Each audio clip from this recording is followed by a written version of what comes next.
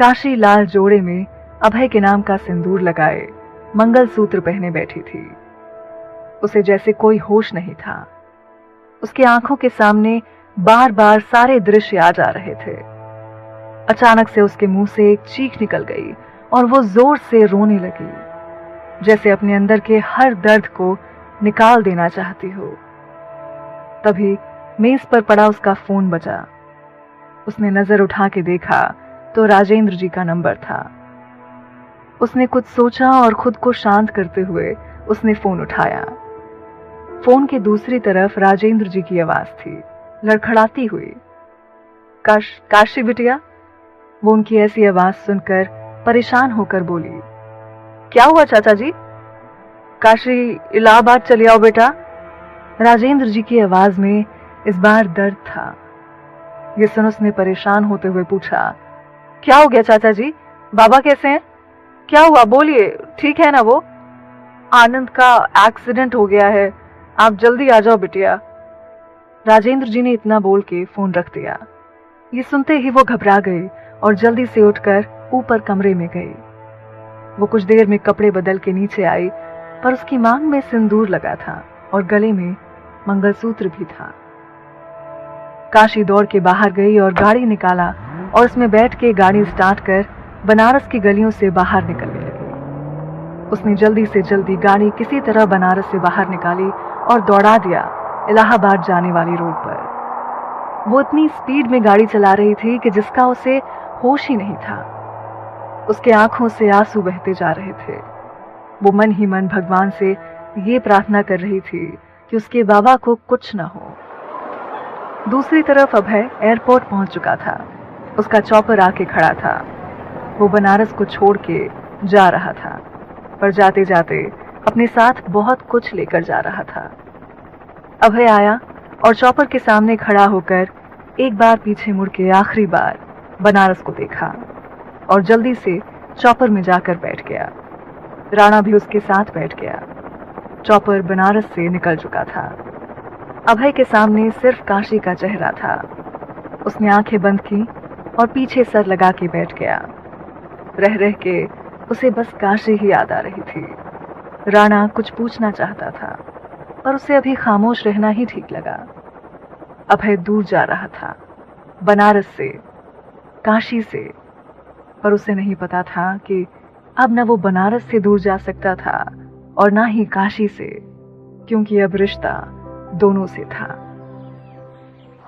इधर काशी ने इलाहाबाद के शकुंतला हॉस्पिटल के सामने गाड़ी रोकी ही थी कि तभी राजेंद्र जी का मैनेजर उसके पास आया, जो उसका ही इंतजार कर रहा था। काशी को लेकर वो अंदर राजेंद्र जी के पास गया। पूरे हॉस्पिटल में 8 या 10 बॉडीगार्ड खड़े थे। राजेंद्र जी के सर में और हाथ में पट्टी बंधी हुई थी। ये देखकर काशी घबरा के उनके पास आते हुए बोली, चाचा जी ये सब कैसे हुआ है? आप ठीक है ना? और बाबा कैसे हैं? मुझे उनके पास जाना है।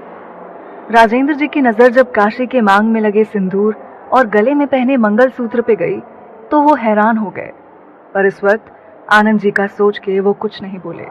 वो अभी अंदर है, उसे बहुत चोट आई है बेटा सर पर, उसका ऑपरेशन चल रहा है। इतना सुनते ही काशी वहीं बैठ गई।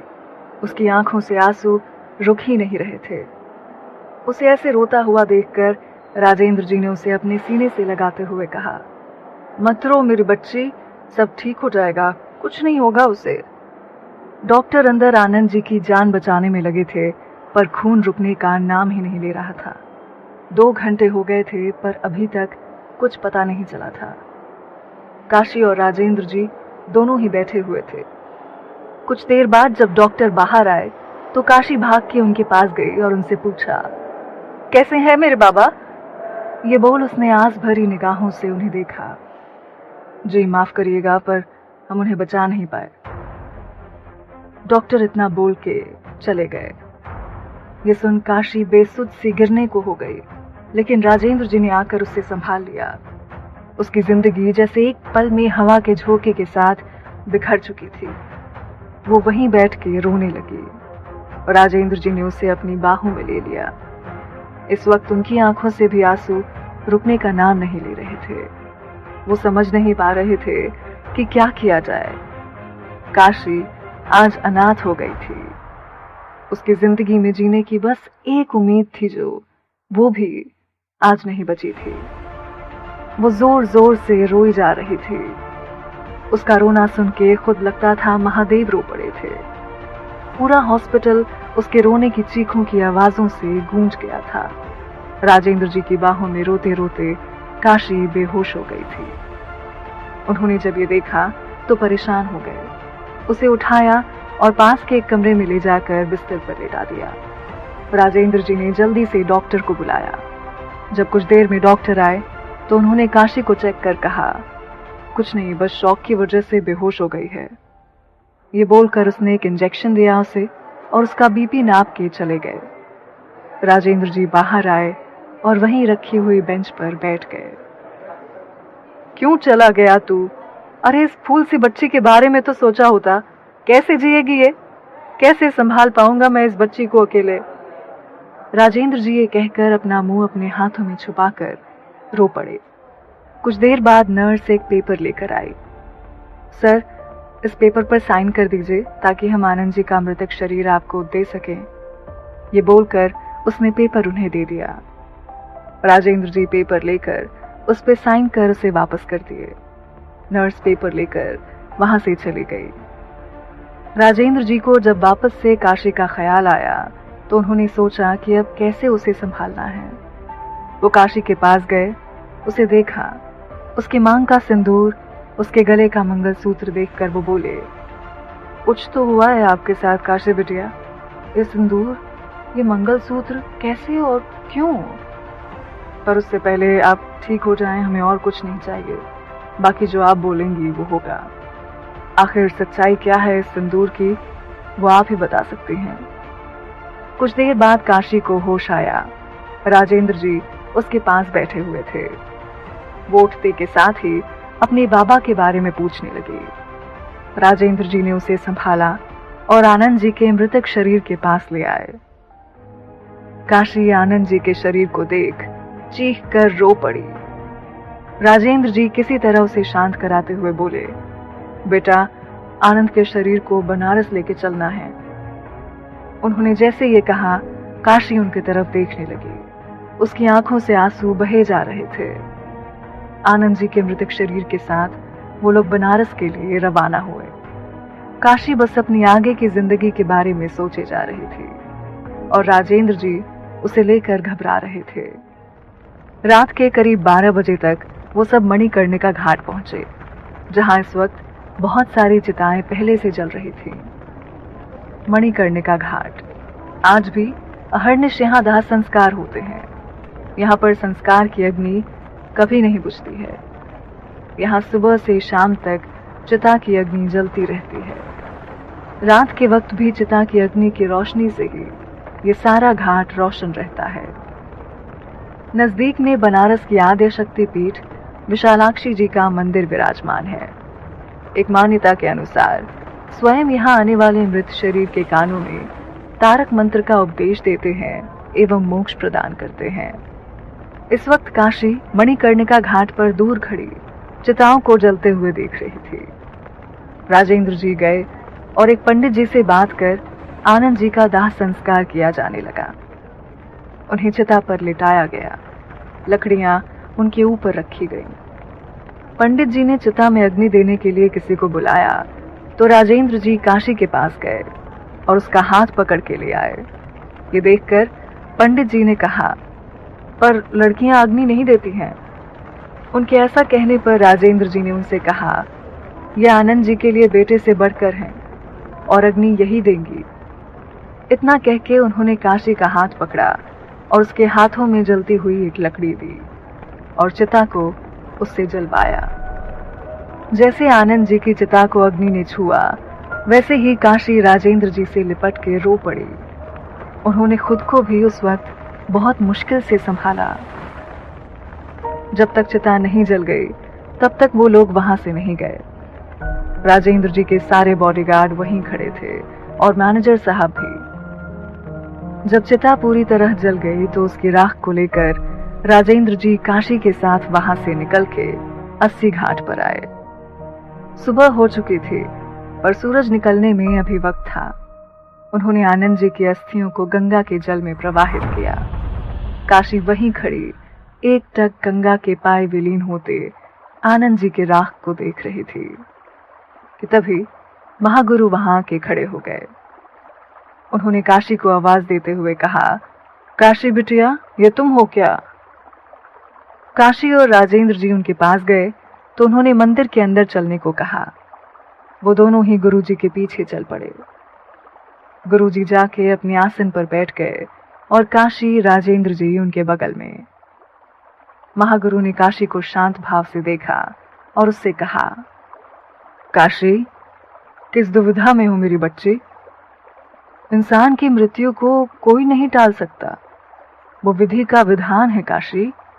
और एक बात, इस मांग के सिंदूर को कभी मत हटने देना मेरी बच्ची, क्योंकि अब तेरी किस्मत से उसकी किस्मत जुड़ गई है। जिंदगी में बहुत उतार चढ़ाव आएंगे, पर हमें पता है कि हमारी काशी बहुत बहादुर है और वो सब ठीक करेगी। गुरुजी के कहने पर काशी उन्हें बस देखे जा रही थी।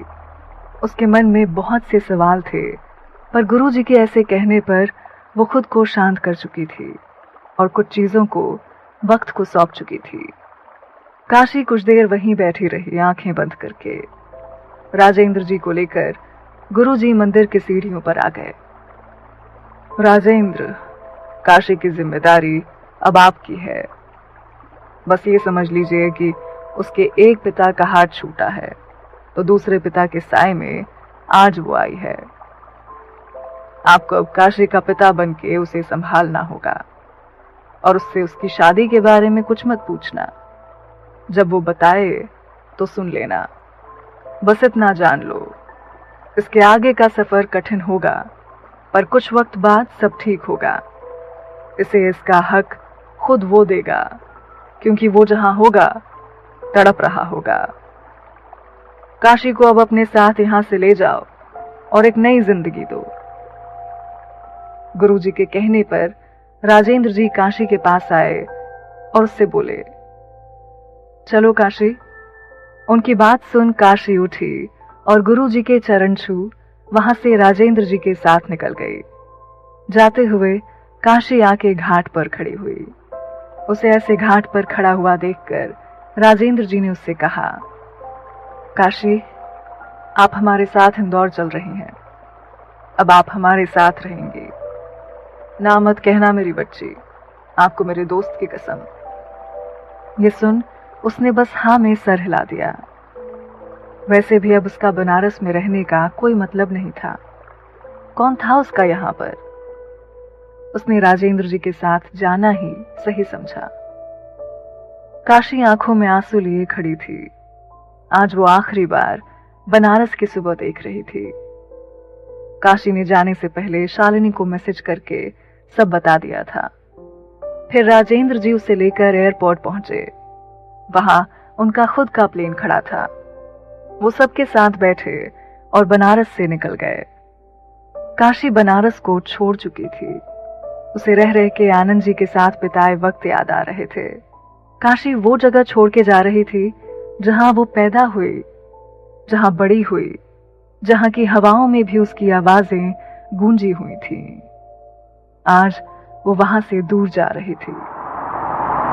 दूसरी तरफ अभय अपने महल पहुंच चुका था। जब से वो बनारस से आया था उसे वहां अच्छा नहीं लग रहा था। वो बेचैन था। उसे समझ नहीं आ रहा था कि ये सब क्यों है। उसे रह रह के काशी की याद आ रही थी। उसने फोन उठाया और किसी को फोन किया। फोन उठते ही दूसरी तरफ से आवाज आई, जी सर। अभय ने बस एक ठंडी आवाज में इतना ही पूछा, कैसी हैं वो? सर, उनके पिता की मृत्यु हो गई एक एक्सीडेंट में। वो बनारस को हमेशा के लिए छोड़ के चली गई, राजा राजेंद्र जी के साथ। राजा सा के साथ? तुम इंदौर जाओ और देखो, शायद महल में ही होंगे। ये कहकर अभय ने फोन रख दिया। वो अपने कमरे में बनी बड़ी सी बालकनी में आके खड़ा हो गया। उसकी आंखें नम थीं। उसने फोन लिया और लंदन जाने के लिए टिकट बुक करा ली। मैं आपसे दूर रहना चाहता हूं बस। ये बोल अभय कमरे के अंदर आ गया। इंदौर शहर, एयरपोर्ट। काशी इंदौर पहुंच चुकी थी। आज पहली बार वो इंदौर आई थी। बनारस को छोड़ एक नए शहर में आना और एक नई जिंदगी को शुरू करना उसके लिए बहुत बड़ी बात थी। राजेंद्र जी जैसे ही काशी को लेकर एयरपोर्ट से बाहर निकले तो बहुत सारी गाड़ियां खड़ी थी। राजेंद्र जी उसे लेकर एक गाड़ी के पास आए। एक नौकर ने आगे बढ़कर गाड़ी का दरवाजा खोला तो काशी के साथ वो उसमें बैठ गए। काशी उनके कंधे पर सर रख के बैठी थी और राजेंद्र जी उसके सर पर हाथ रख के बैठे थे। कुछ देर में गाड़ी एक बड़े से गेट के सामने आके रुकी। नौकर ने गेट खोला तो एक बहुत सुंदर सा महल था। हर तरफ बंदूक लिए बॉडीगार्ड खड़े थे और जैसे ही राजेंद्र जी की गाड़ी अंदर आई सब झुक के सलाम करने लगे। गाड़ी आकर दरवाजे पर रुकी। राजेंद्र जी बहुत संभाल के काशी का हाथ पकड़ के उसे उतार के अंदर ले आए। सब वहां काशी को जानते थे क्योंकि उसकी तस्वीर हर जगह थी, पर काशी के लिए ये सब नया था। यहाँ का माहौल, यहाँ के नौकर और बाकी सब कुछ भी। सारे नौकर आकर एक कतार में खड़े हो गए। राजेंद्र जी को देखकर सारे नौकर ने एक साथ उनसे कहा, प्रणाम राजा साहब। उन्होंने सारे नौकरों को नजरें उठाकर देखते हुए कहा, प्रणाम। हमारी राजकुमारी का कमरा तैयार कीजिए। आज से ये हमारे साथ रहेंगी। इनकी जरूरत का सारा सामान इनके कमरे में हो। फिर उन्होंने गर्ल सर्वेंट्स को देखते हुए कहा, और आप तीनों हर वक्त इनके साथ रहेंगी और ये जो कहें इन्हें ला के देंगी। ये कहते हुए वो बाकी सारे नौकरों को समझा रहे थे। काशी अपना सर झुका के सोफे पर बैठी थी। राजेंद्र जी उसके पास आए और उसे लेकर ऊपर बने एक बड़े से आलीशान कमरे में ले गए, जहां पर जरूरत की सारी चीजें थी। बड़ा सा बिस्तर था, उस पे बहुत सारे तकिए सलीके से रखे थे। चारों तरफ बिस्तर के गुलाबी रंग का नेट लगा था। राजेंद्र जी ने काशी को बिस्तर पर बैठा दिया और सारे नौकर वहां से चले गए। काशी, ये आपका कमरा है बेटा, अब आप यहाँ रहेंगी। ये कहते हुए वो उसके पास रखी चेयर पर बैठ गए, पर काशी शांत थी। काशी, जिंदगी को आगे बढ़ने दो मेरी बेटी। आनंद भी आपको इस तरह अगर देख रहा होगा तो कितनी तकलीफ हो रही होगी उसकी आत्मा को। मत दे खुद को इतना दुख मेरी बच्ची।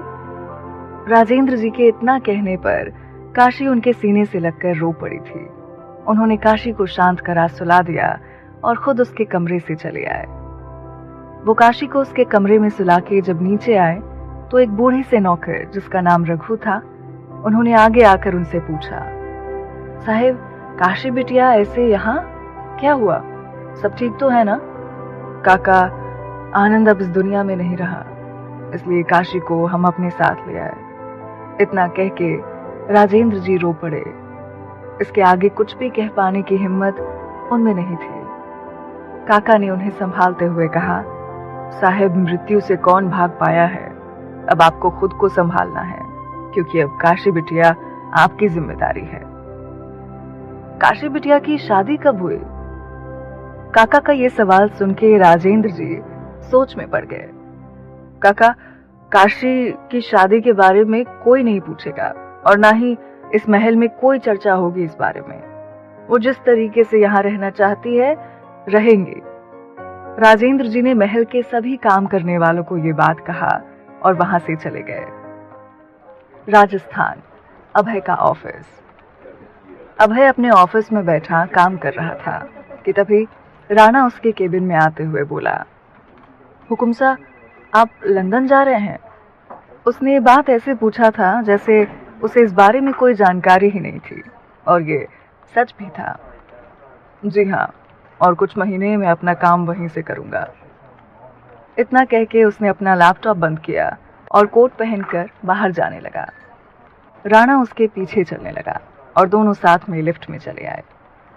राणा ने उसे ऐसे खामोश देखकर धीरे से कहा, हुकुम साहब, आपसे कुछ पूछें अगर आज्ञा हो तो? यही ना कि हमने काशी से शादी क्यों की, और करी तो ऐसे छोड़ क्यों दिया? अभय के ये बोलने पर राणा हैरान होकर उसे देखने लगा। राणा के कुछ न कहने पर उसने आगे कहना शुरू किया। राणा, काशी हमारे निगाहों से होते हुए हमारे दिल में बस रही थी। तुम जानते हो कि मेरी जिंदगी में दुश्मनों की कमी नहीं है। अगर उन्हें ये पता चलता कि वो कमजोरी है हमारी, तो उनके साथ कुछ भी कर सकते थे। इसलिए ये करना पड़ा। जहां भी होंगे वो सही सलामत होंगे। ये बोल अभय गाड़ी में बैठ गया और उसके साथ आगे की सीट पर राणा आकर बैठ गया। कुछ सोचकर राणा ने उससे पूछा, तो आप लंदन क्यों जा रहे हैं? अभय ने खिड़की से बाहर देखते हुए उससे कहा, क्योंकि यहां रहे तो कदमों को रोक नहीं पाएंगे हम। कुछ देर में अभय महल पहुंच चुका था और सामान पैक कर एयरपोर्ट चला गया। वो एयरपोर्ट पहुंचकर अपने प्लेन में बैठ के राजस्थान से निकल गया। उसे खुद नहीं पता था कि वो यहाँ कब वापस आएगा। 1 महीने बाद इंदौर शहर। काशी को इंदौर में रहते हुए 1 महीने हो चुके थे और इस बीच उसने खुद को संभाल भी लिया था।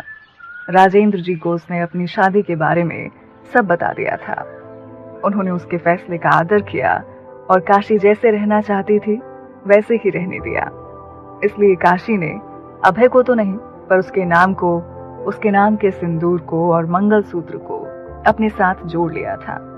उसने खुद को संभालते हुए राजेंद्र जी के साथ उनके ऑफिस का काम भी संभाल लिया था और साथ ही वो राजेंद्र जी का पूरा ख्याल रखती थी। राजेंद्र जी को भी जीने का एक जरिया मिल गया था और अब काशी भी उन्हें बाबा बोलती थी। काशी इस 1 महीने में अभय को भूली तो नहीं थी, पर खुद को उससे जोड़ी भी नहीं थी। अब वो हमेशा राजकुमारी के लिबास में रहती थी। राजस्थानी लिबास, मांग में सिंदूर, गले में बड़ा सा मंगलसूत्र और मांग राजस्थानी टीका, हाथों में भरी हुई चूड़ियां और पैरों में पायल। राजेंद्र जी ने काशी को अपनी बेटी के रूप में अपना लिया था, इसलिए उसे उसी परंपरा में रहने के लिए कहा था जिस तरह उनकी खानदान की लड़कियां रहती थीं। आज राजेंद्र जी के एक बिजनेस पार्टनर अपने बेटे के साथ काम के सिलसिले में घर आ रहे थे। वो दोनों बचपन के दोस्त भी थे, इसलिए इन दोनों के परिवार में काफी अच्छी दोस्ती थी। काशी भी अपने कामों में लगी हुई थी। छुट्टी का दिन था तो वो भी राजेंद्र जी के लिए अच्छा अच्छा खाना बना रही थी। वो रसोई घर से बाहर आई तो देखा कि कुछ लोगों के साथ रघु काका अंदर आ रहे थे। उसने काका से पूछा, काका ये लोग कौन है? काका ने उन दोनों की तरफ देख के इशारा करते हुए कहा, बिटिया ये राजासा से मिलने आए हैं। विक्रम सिंह है, माधवगढ़ इन्हीं की रियासत है, और ये उनके बेटे विजय सिंह जी। हम अभी बाबा को बुला देते हैं, तब तक आप सब बैठिए। काका इन सब के लिए जलपान ले आइए। ये कहते हुए काशी ने अपने सर पर दुपट्टा लिया और राजासा को बुलाने चली गई। विजय उसे बहुत ध्यान से देख रहा था। वो उसकी खूबसूरती देखकर कहीं खो सा गया था।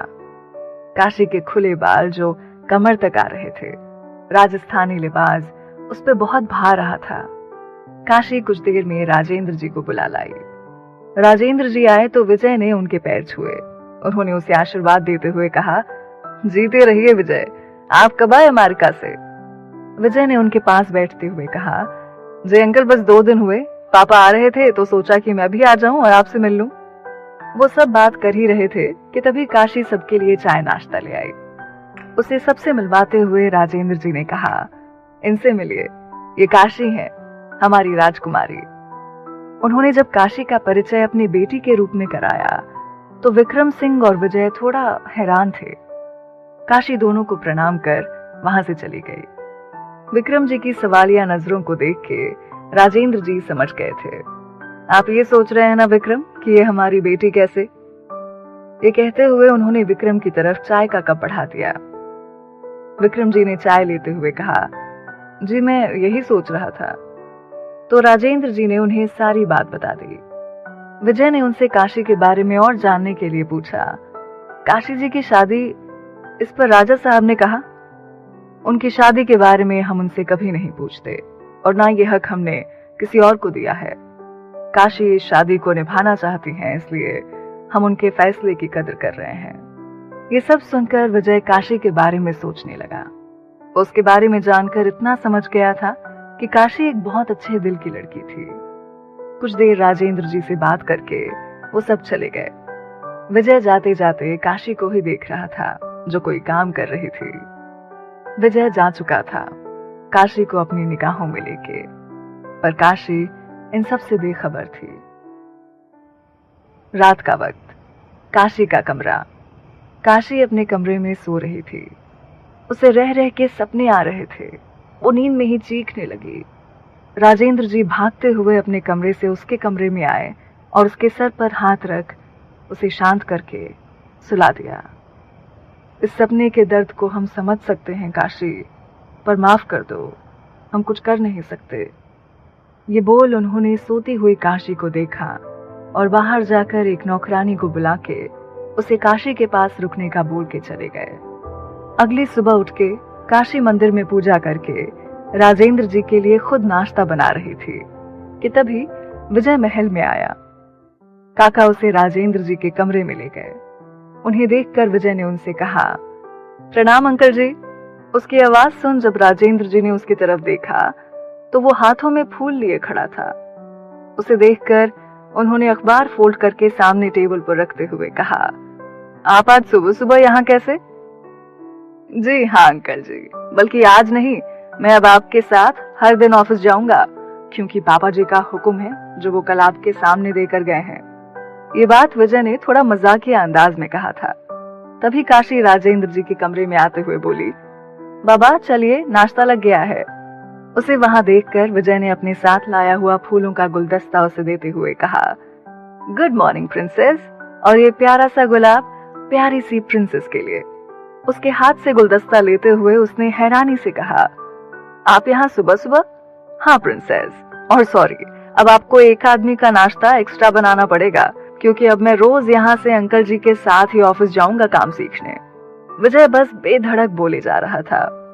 विजय एक बहुत अच्छा लड़का था, हाँ, पर बोलता बहुत था। उसे सबका आदर सम्मान करना आता था। काशी को भी उसका ये स्वभाव अच्छा लगा। कोई बात नहीं, अभी तो नीचे चलिए, नाश्ता ठंडा हो रहा है। काशी ने मुस्कुरा के बोला और सब लोग उसके साथ नीचे चले आए। राजेंद्र जी को भी विजय का स्वभाव अच्छा लगता था और वो चाहते थे कि काशी अभय को भूल के, इस जबरदस्ती के रिश्ते को भूल के आगे बढ़े। उन्हें विजय पसंद था और वो चाहते थे कि काशी भी पसंद करे उसे। सब नीचे आए और नाश्ता कर ऑफिस के लिए निकल गए। ऑफिस पहुंच के विजय राजेंद्र जी के केबिन में चला गया। राजेंद्र जी ने उसे सारा काम समझा दिया। विजय काफी समझदार लड़का था, इसलिए हर चीज को अच्छे से समझ लेता था। विजय अब रोज घर आता और वहीं से ऑफिस जाता। काशी और उसकी अच्छी दोस्ती हो गई थी, पर काशी ने उससे कुछ नहीं छुपाया, बस अपने पति के नाम के अलावा। विजय ने भी अपनी दोस्ती को एक मर्यादा में रखा। वो काशी का आदर करता था और हर वक्त उसके चेहरे पर मुस्कान लाने की जद्दोजहद में लगा रहता। काशी को भी विजय के रूप में एक अच्छा दोस्त मिल गया था। काशी अब अपनी जिंदगी में आगे बढ़ी तो थी, पर अभय के धोखे को आज भी अपने दिल में रखे हुए थी। आज भी वो सपने उसे रातों में परेशान करते थे। विजय उसकी जिंदगी में बहुत सी खुशियां लेके आया था, पर दोनों को ही अपनी मर्यादा का पता था। विजय के लिए काशी उसकी सबसे अच्छी दोस्त और प्रिंसेस थी। उसके लिए भी विजय सिर्फ उसका एक अच्छा दोस्त था। विजय अंदर आकर फूलों का गुलदस्ता लाकर उसे देते हुए बोला, गुड मॉर्निंग प्रिंसेस। काशी उसके हाथ से गुलदस्ता लेकर उसे टेबल पर रखते हुए बोली, आ गए आप? हाँ प्रिंसेस, और जल्दी से नाश्ता दे दो, बहुत भूख लगी है।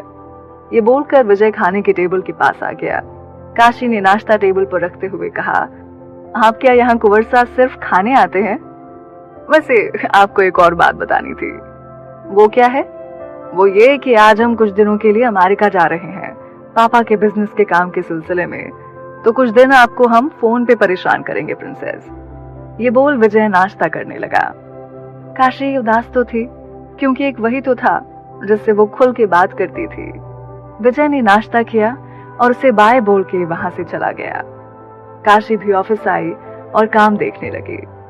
काम करते करते जब थक गई तो ऑफिस में बने ग्राउंड फ्लोर पर चली गई, जहां बच्चों का क्रेच था।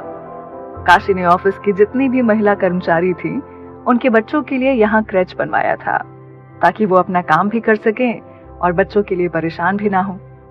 वो कुछ देर वहां रही और फिर शाम होते ही घर चली आई। घर आई तो राजेंद्र जी बैठे थे। वो उनके पास आके बैठ गई। कुछ देर बातें की दोनों ने, फिर खाना खा के सोने चले गए। काशी को नींद नहीं आ रही थी तो उसने अपने कमरे में लगा बड़ा सा शीशा खोला। सामने बड़ा सा बगीचा था। उसका कमरा अब नीचे की तरफ सबसे पीछे था। काशी बगीचे में आके टहलने लगी। उसने आंखें बंद की और खुद को अपनी ही बाहों में ले लिया। फिर उसने आसमान पर चमकते हुए चांद को देखते हुए कहा, 2 साल गुजर गए। अब तक तो आपने शादी कर ली होगी ना? आपको हमारी याद नहीं आती होगी ना? क्यों आएगी आखिर? ये शादी आपके लिए बस एक सौदा था, और सौदे याद कहाँ रहते हैं। कुछ देर बाद वो वापस अंदर आ गई। उसी वक्त राजस्थान एयरपोर्ट, रात का वक्त। एक प्लेन आकर एयरपोर्ट पर रुका। उसका दरवाजा खुला और उसमें से अभय बाहर आया। वो नीचे उतरा और राजस्थान की रात को पूरे 2 साल बाद देख रहा था। उसके बाहर आते ही सारे बॉडीगार्ड उसे प्रोटेक्ट करने के लिए उसके सामने और पीछे खड़े हो गए। राणा उसके पीछे था। ड्राइवर ने जल्दी से गाड़ी का दरवाजा खोला। अभय जाकर उसमें बैठ गया और सारी गाड़ियां चल दी। अभय बाहर राजस्थान की सन्नाटे भरी रात को देखते हुए अपने मन में बोला, 2 साल आपसे दूर थे, पता नहीं आप कैसी होंगी। शायद शादी कर ली हो आपने। इन 2 सालों में आपकी कोई भी खबर हमने अपने तक नहीं आने दी, पर यहाँ आते ही आप हमारे जहन में फिर उतर गई। पता नहीं कैसे रह पाएंगे हम यहाँ। अभय के दिल दिमाग में आज भी बस काशी थी। सुबह का वक्त, इंदौर। सुबह जब काशी कमरे से बाहर आई तो देखा आज राजेंद्र जी रोज की तरह हॉल में नहीं बैठे थे। उसने काका से पूछा, काका बाबा नहीं आए अभी तक? वो अपने कमरे में ही है क्या? काका ने काम करते हुए कहा, हाँ बेटिया, उनकी तबीयत खराब है थोड़ी, तो वो अपने कमरे में आराम कर रहे हैं। ये सुनकर काशी राजेंद्र जी के कमरे में गई तो देखा वो लेटे हुए थे। काशी अंदर आई और उनके सर को छूकर देखी तो हल्का हल्का बुखार अभी भी था। तभी राजेंद्र जी की आंखें खुल गई। वो उठ के बैठते हुए बोले, अरे आप, क्या हुआ? काशी ने परेशान होकर उन्हें डांटते हुए कहा, बाबा आपकी तबीयत नहीं ठीक थी तो बताया क्यों नहीं आपने हमें? अरे हल्का सा बुखार था बस, अब हम ठीक हैं देखो। वो काशी से बात कर ही रहे थे कि तभी उनके मैनेजर वर्मा जी आ गए। सर, वो आज आपको राजस्थान जाना है प्रोजेक्ट के लिए। ये बोलकर वर्मा साहब हाथ बांध के खड़े हो गए। काशी ने उनकी तरफ देखकर कहा, बाबा कहीं नहीं जा रहे हैं वर्मा जी, बाबा की तबीयत ठीक नहीं है। तभी काका दलिया लेके अंदर आए। काशी उनके हाथ से दलिया लेके राजेंद्र जी के पास बैठ गई और उन्हें खिलाने लगी।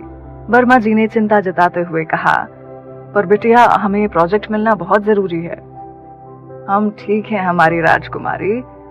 राजेंद्र जी का इतना बोलना था कि काशी ने उन्हें घूर के देखा तो वो चुपचाप दलिया खाने लगे। काशी राजेंद्र जी को दलिया खिलाते हुए बोली, वर्मा जी हम चलेंगे आपके साथ। ये सुनकर राजेंद्र जी खुश होते हुए बोले, वर्मा जी बता दीजिए सबको आज वहां फोन करके कि हमारी राजकुमारी आ रही है हमारी जगह, और इनका ख्याल रखना आप, और आप अपना ख्याल रखिएगा। टाइम से दवा खा लेना है, खाना खाना है और आराम करना है बहुत सारा। काशी ने राजेंद्र जी को दवा देते हुए कहा और फिर तैयार होने चली गई। वो कुछ देर बाद तैयार होकर आई और राजेंद्र जी के पैर छूकर राजस्थान के लिए निकल गई। राजस्थान, अभय का ऑफिस। अभय लैपटॉप पर काम करते हुए बोला, राणा उस प्रोजेक्ट को किसी भी तरह इस बार हमें ही लेना है, चाहे जो हो जाए। हुकुम साहब, ये प्रोजेक्ट आपको ही मिलेगा, आपके सामने कौन खड़ा हो सकता है। अभय और राणा को काम करते हुए शाम हो गई। राणा ने उसे याद दिलाते हुए कहा, हुकुम साहब चलें, आपको आज होटल भी जाना है व्यवस्था देखने कल की मीटिंग के लिए। फिर वो दोनों ऑफिस से निकल गए। दूसरी तरफ काशी अपने कुछ लोगों के साथ और वर्मा जी के साथ राजस्थान पहुंच चुकी थी। वो पूरी प्रोटेक्शन के साथ एयरपोर्ट से बाहर आई और गाड़ी में बैठ गई। काशी ने लैपटॉप में देखते हुए वर्मा जी से कहा, वर्मा जी आपने होटल तो बुक कर दिया है ना? हाँ बेटिया, वो तो पहले से ही था, राजसा के लिए कराया था, बस अब आप वहां रहेंगी। वर्मा जी इतना बोल के शांत हो गए। काशी भी अपना काम करने में लगी थी। अभय की गाड़ी आकर बड़े से आलीशान होटल के सामने रुकी। होटल का नाम था APS होटल। ये राजस्थान का सबसे मशहूर होटल था और यहाँ कमरा मिलना भाग्य माना जाता था, क्योंकि यहाँ कमरे खाली मिलते ही नहीं थे। चाहे जितना भी बड़ा आदमी क्यों ना हो, इस होटल में कमरा लेने के लिए 1 महीने पहले से ही बुकिंग कराना होता था। अभय की गाड़ी जैसे रुकी, एक नौकर ने जल्दी से आके दरवाजा खोला। अभय ने बाहर आकर अपना चश्मा निकाल के अपने जेब में रख लिया, कोट के एक बटन लगाया और अंदर बढ़ गया। सब उसे देख के खड़े हो गए और झुक के नमस्ते करने लगे। अभय सबको बैठने का इशारा करके अपने केबिन में आ गया और दूसरी तरफ काशी भी गाड़ी से आकर उसी होटल के सामने रुकी। काशी बाहर आई और वर्मा जी के साथ अंदर गई। बिटिया बैठो, हम बात करके आते हैं। ये बोल वर्मा जी चले गए। काशी वहीं सोफे पर बैठ गई।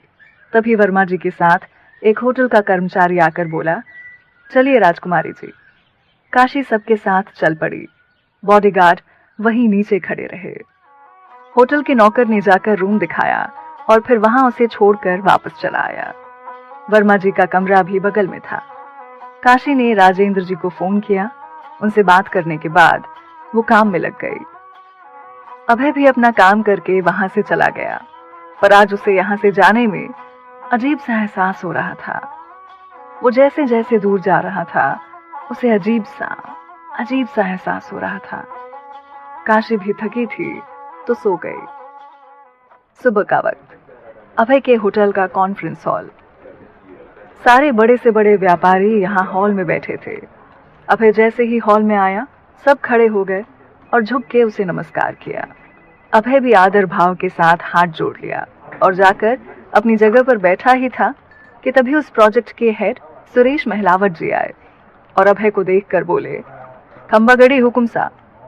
अभय ने आंखों से इशारा करके जवाब दिया, आप सब यहाँ आए उसके लिए मैं आभार प्रकट करता हूँ आप सबका।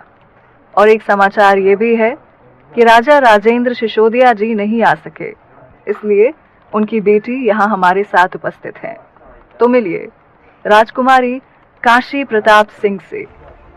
महलावत जी के इतना कहते ही काशी वर्मा जी के साथ अंदर आई। अभय उसका नाम सुनकर सर उठा के हैरानी से देखने लगा। काशी सबको हाथ जोड़ के प्रणाम कर रही थी। काशी ने सबको हाथ जोड़ के प्रणाम किया। अभय की नजर उसे देख के जम सी गई थी। वो उसकी मांग में अपने नाम के सजे सिंदूर को देख रहा था, जिसे काशी ने आज भी अपने साथ जोड़ रखा था। गले में पहने मंगलसूत्र, मांग में टीका लगाए, हाथों में चूड़ियां और राजस्थानी लिबास में वो इतनी खूबसूरत लग रही थी कि उस पे से अभय अपनी नजर हटा ही नहीं पा रहा था। वो पूरे 2 साल बाद देख रहा था काशी को। उसके दिल की धड़कनें इस वक्त सामान्य से ज्यादा तेज थी। काशी उसके बिल्कुल सामने बैठी थी, पर उसने अभय की तरफ एक बार भी नहीं देखा था।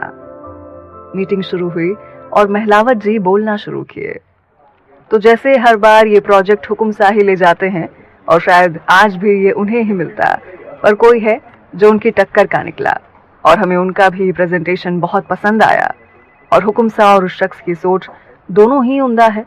तो हमें फैसला लेने में बहुत वक्त लगा, पर फिर भी हमने फैसला ले लिया और फैसला ये किया गया कि हुकुम शाह और उस शख्स को ये प्रोजेक्ट दिया जाए और दोनों साथ में इस प्रोजेक्ट पर काम करेंगे। और जो हुकुम शाह के साथ इस प्रोजेक्ट पर काम करने जा रहा है, उनका नाम है काशी प्रताप सिंह। महलावत जी के इतना बोलते ही सभी तालियां बजाने लगे, पर अभय को बस काशी की एक नजर का इंतजार था और काशी थी कि उसकी तरफ देख ही नहीं रही थी। अभय उसके सामने बैठे उसे देखकर अपने मन में बोला, देख तो लीजिए हमें, 2 साल बाद आए हैं हम दोनों आमने सामने, पर आप एक बार भी हमें नजरें उठा के देख भी नहीं रही हैं। इतनी नफरत हमसे आखिर क्यों नहीं होगी? नफरत करने का हक भी तो हमने ही आपको दिया है। महलावत जी ने दोनों को सामने बुलाया कि दोनों आकर प्रोजेक्ट के पेपर पर साइन करें। उनके कहने पर दोनों सामने गए और पेपर पर साइन किया। काशी ने पेपर पर साइन करके सबकी तरफ देखते हुए कहा, माफ करिएगा पर हमारा अनुरोध है आप सबसे और खास करके आप सबके हुक्म सा से कि मैं ये प्रोजेक्ट इंदौर से ही शुरू कर पाऊंगी, क्योंकि हमारे बाबा की तबीयत ठीक नहीं है। उनकी देखभाल के कारण हमें ऐसा करना पड़ रहा है। अगर आपके हुक्म सा जी को कोई तकलीफ ना हो तो क्या वो इतनी सी बात मान सकते हैं हमारी। ये कहते हुए उसने सबकी तरफ देखा सिवाय एक अभय के, और अभय ये बात नोटिस कर रहा था। उसकी ये बात मानते हुए अभय ने उसे देखकर कहा, हमें मंजूर है। काशी सबसे अलविदा लेकर वहां से बाहर निकल आई और सीधे अपने कमरे में चली गई। वहां पहुंचकर उसने दरवाजा बंद कर लिया और वहीं फर्श पर रोते रोते बैठ गई। फिर खुद से बोली, क्यों महादेव, क्यों आप क्यों लेके आए आप उन्हें हमारे सामने, क्यों आए ये वापस, क्यों। इधर काशी के ऐसे चले जाने से अभय बेचैन था। वो भी जल्दी से सबको बाय बोलकर बाहर आया और काशी को खोजने लगा, पर वो उसे कहीं नहीं मिली। उसके बाहर आते ही राणा भी उसके पीछे चला आया था। उसे देखकर अभय ने गुस्से में कहा, राणा पता करो कहाँ है वो। राणा ये सुन के सीधा रिसेप्शन पर पता करने गया। उसके जाते ही अभय ने खुद से बोला, काशी ऐसे नहीं जा सकती आप, कैसे मुझे अनदेखा कर दिया आपने, आपको हमसे मिलना होगा आज ही, अभी इसी वक्त। वहीं काशी अपने रूम में कपड़े पैक करके वर्मा जी को फोन करके बोली, वर्मा जी हम अभी निकल रहे हैं, बाकी फॉर्मेलिटी आप पूरी कर दीजिएगा। इतना बोलकर वो फोन रखकर बाहर आई। उसने अपना बैग एक आदमी को दिया और आगे आगे चलने लगी। वो जल्दी से बाहर आई और गाड़ी में आकर बैठ गई। वहां से गाड़ी एयरपोर्ट के लिए निकल गई। दूसरी तरफ अभय अपने केबिन में परेशान सा टहल रहा था कि तभी राणा अंदर आते हुए बोला, हुकुम सा वो रूम नंबर 511 में रुकी हैं इसी होटल के। अभय ने जैसे ये सुना वो जल्दी से बाहर आया और लिफ्ट की तरफ भागा। वो लिफ्ट के अंदर गया और 5th फ्लोर का बटन दबा दिया। लिफ्ट आके 5th फ्लोर पर रुकी। वो भागते हुए रूम की तरफ गया और जैसे कार्ड एंटर करके उसने अंदर जाकर देखा तो काशी नहीं थी। वहां एक आदमी रूम साफ कर रहा था। अभय उस सफाई करने वाले से पूछा, यहाँ जो थी वो कहाँ है। सफाई करने वाला नीचे नजरें किए हुए बोला, हुकुम सा वो तो चली गई अभी अभी अपना सामान लेकर। अभय ये सुनकर धीरे कदमों के साथ वापस बाहर आ गया और वहीं दीवार से पीठ लगा के खड़ा हो गया। क्यों काशी, क्यों चली गई आप, बहुत गलत किया आपने। 2 साल बाद सामने आई थी आप मेरे, आपको ठीक से देखा भी नहीं था और आप चली गई। आपको एक बार भी नहीं लगा कि आपको रुकना चाहिए। कहां तक भागेंगी आप, अब तो काम साथ ही करना है। तो आ रहे हैं हम इंदौर शहर, मिलते हैं आपसे कल। वो इतना बोल के वापस नीचे आ गया। दूसरी तरफ काशी एयरपोर्ट पहुंच चुकी थी और वहां से सीधा इंदौर के लिए निकल गई। आपसे आज तो दूर भाग आए, पर कल जब आप फिर सामने होंगे तब हम क्या करेंगे, कहां जाएंगे। काशी इन्हीं ख्यालों में डूबी हुई इंदौर पहुंच गई। अभय भी उसी दिन इंदौर के लिए निकल गया था। उसे बस किसी भी तरह काशी से मिलना था। काशी घर आई और सीधा अपने बाबा के कमरे की तरफ चली गई। वो जैसे दरवाजा खोल के अंदर आई तो उसने देखा कि विजय राजा साहब के साथ बैठ के बातें कर रहा था। उसे वहां देख के थोड़ा हैरान हो गई और बोली, आप कब वापस आए। उसकी आवाज सुन विजय उठते हुए उसे गले लगा के बोला, प्रिंसेस आप आ गई, हम तो आपको सरप्राइज देने वाले थे, पर आपने तो आज आकर हमें सरप्राइज कर दिया। काशी राजेंद्र जी के पास बैठते हुए बोली, हाँ वो काम खत्म हो गया था तो मैंने सोचा बाबा के पास वापस चले आए, पर आप तो 1-2 हफ्ते के लिए गए थे, पर 2 दिन में कैसे यहाँ। इस पर विजय ने उसे देखते हुए कहा, आपकी याद बहुत आ रही थी तो आ गए वापस। काशी ये सुनकर मुस्कुरा दी और राजेंद्र जी से उनकी तबीयत के बारे में पूछने लगी। कैसे हैं आप बाबा, तबीयत कैसी है अब आपकी, कोई लापरवाही तो नहीं किया ना आपने। उसके इतने सारे सवालों को सुनकर राजेंद्र जी बोले, बस शुरू हो गया थानेदार की तरह सवाल करना। हम आपको बता दें कि हम अच्छे हैं, बहुत अच्छे, अब हम बिल्कुल ठीक हैं। रात तक विजय काशी के पास ही रहा। वो उसे अपने बिजनेस स्टोर के बारे में बता रहा था। फिर वो देर रात अपने घर चला गया। काशी भी अपने कमरे में चली आई और चुपचाप बैठी रही। वो अभय के बारे में सोचे जा रही थी और ना जाने कब उसके बारे में सोचते सोचते ही नींद की आगोश में चली गई। पर वो सपना उसे फिर परेशान करने लगा। राजेंद्र जी आए और उसके सर को सहला के उसे शांत करा दिया। काशी, जानते हैं हम कि आप इतनी जल्दी राजस्थान से वापस क्यों आ गई, क्योंकि वहां अभय था। पर मेरी बच्ची, जब कल से आपको उसके साथ काम करना होगा तो आप क्या करेंगी? पर हम चाहते हैं कि आप उसका सामना करें। मैं आपकी खुशियां चाहता हूं। काशी, देखा है हमने आपको अभय का इंतजार करते हुए। कल का सूरज आपकी जिंदगी को रोशन करने के लिए निकलेगा। राजेंद्र जी इतना बोल के काशी को कंबल उठा के चले गए।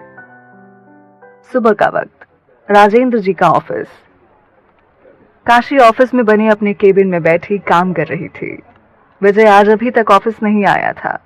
वो अपने काम में बिजी थी कि तभी पियून आकर उससे बोला, मैडम, बाहर अभय प्रताप सिंह जी आए हैं।